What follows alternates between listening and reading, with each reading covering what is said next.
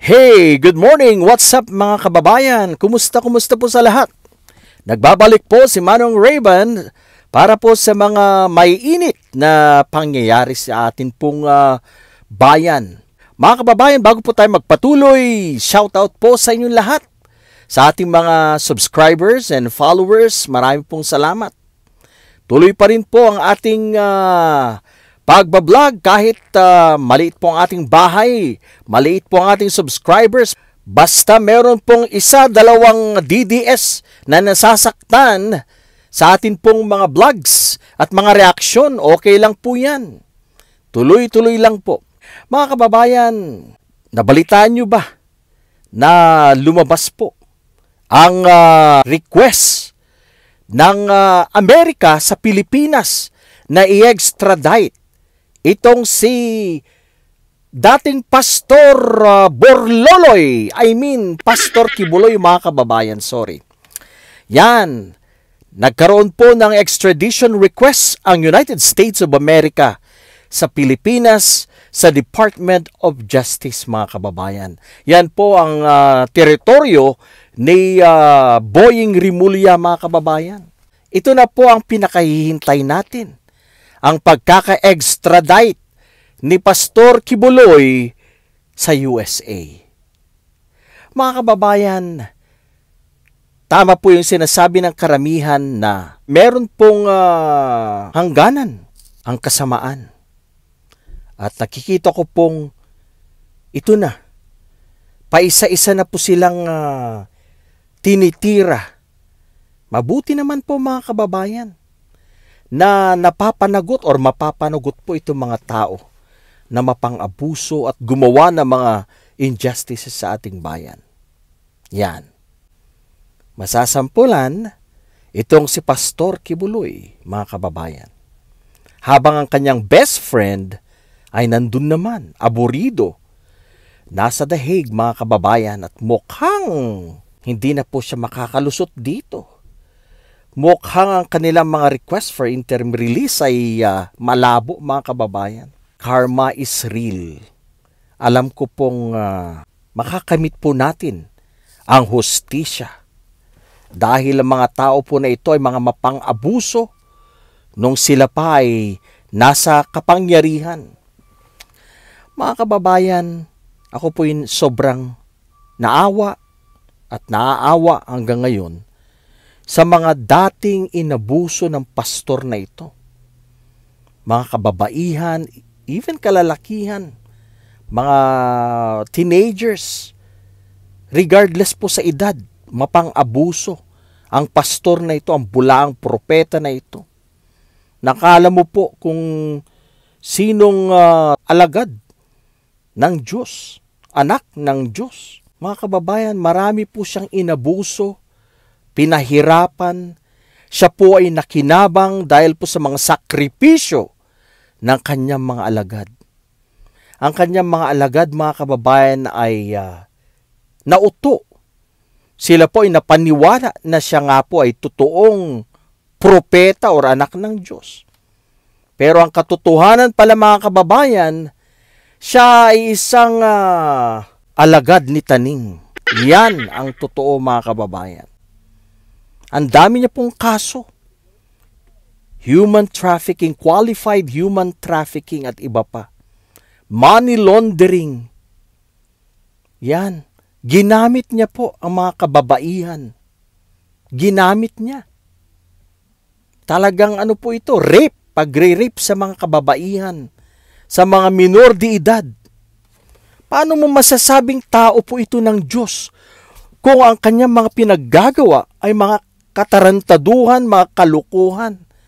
Ito po ay violation sa atin pong batas, mga kababayan. At dahil kay Digong Duterte, sa mga Duterte, dahil po sa kanila pong inanak, kanila pong inayaan lang itong si Pastor Kibuloy nung panahon pa ni Duterte. Kaya tayo po'y saludo kay Senador Risa Hontiveros. Wala po siyang inaatrasan. Kahit sino po dyan na nasa kanyang daanan, kanya pong binabangga. Kung sila po ay gumagawa ng katarantaduhan, gaya nga po ni Pastor Kibuloy. Again, gusto ko pong i-commend our Senator Risa Hontiveros. Siya po ang nag-iisa o siya po ngayon ang pinaka-the best na senador ng bayan. At aside from her, gusto po nating i-commend ang matapang na PNP chief na si General Torre, mga kababayan. Masaya po ako kung mapapanagot itong si Apollo Kibuloy. Masaya po ako kung ma-extradite ito sa US. Dahil sa US po, hindi na po siya pwedeng kalawitin ng kanyang mga kasamahan. Dahil marami pa po silang mga kasamahan dyan sa gobyerno na kadikit ni Rodrigo Roa Duterte, mga kababayan. Kung sa US, abay, wala po silang kalaban-laban dyan. Same thing kay former President Digong. Maganda na siya po'y napunta sa The Hague. Dahil kung sa Pilipinas po ang kinalalagyan ni Digong Duterte at doon po nangyayari ang trial, sigurado pong dadaanin niya po sa pera. Peperahan ang mga nasa Department of Justice para siya po ay palusutin. Kaya tama lang na ma-send siya sa The Hague, sa the Netherlands, sapagkat doon patas po ang laban. Sa Pilipinas, napakabayas. Ngayon pa lang kitang-kita po natin, napakabayas ng mga senador, napakabayas ng Supreme Court, ang mga associate justices, etc. Bias na bias ang laban, mga kababayan. Wala kang maaasahan sa Pilipinas, kaya tama lang na mapunta, mahuli at may kulong sa The Hague si Rodrigo Duterte, ang ating dating Pangulo. Nakikita ko po na meron pong pag-asa sa The Hague ang mga biktima ng EJ case, mga kababayan. Dahil kung sa Pilipinas ito mangyayari, wala na. Lutong Macau, wala na bang kalaban-laban ang mga biktima ng EJ case. Kayang bilhin ng mga Duterte. Kaya nilang bayaran kung sino bang ang hatol kay Digong Duterte sa Pilipinas. Mga kababayan, balik po tayo kay Kibuloy, kay Pastor Borloloy. Mabuti naman na ma-extradite sa US. Mabuti naman para sigurado na po na meron po siyang kalalagyan sa US. Wala pong papaboran ng US government. Hindi po yan pwedeng o kayang bayaran ni Kibuloy. Sigurado po tayo na makakamit po natin ang hustisya sa Amerika, mga kababayan. Karma is real at nakikita po nating isa-isa na po silang nahuhulog at mukhang sila po'y mapapanagot. Ang mga Duterte at ang mga galamay nito, ang mga kasamahan nito.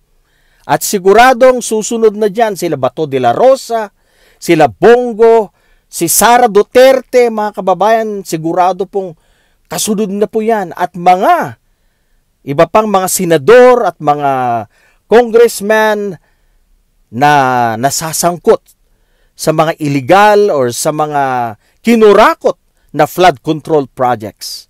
Mga kababayan, may pag-asa pa. Huwag po tayong mawawalan ng hope.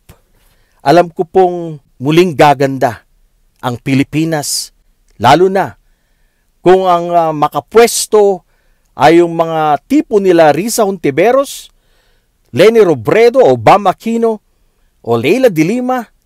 Sila po ang makakapagbigay ng pag-asa sa ating bayan at isang mas maganda at mas progresibong Pilipinas. Marami pong salamat.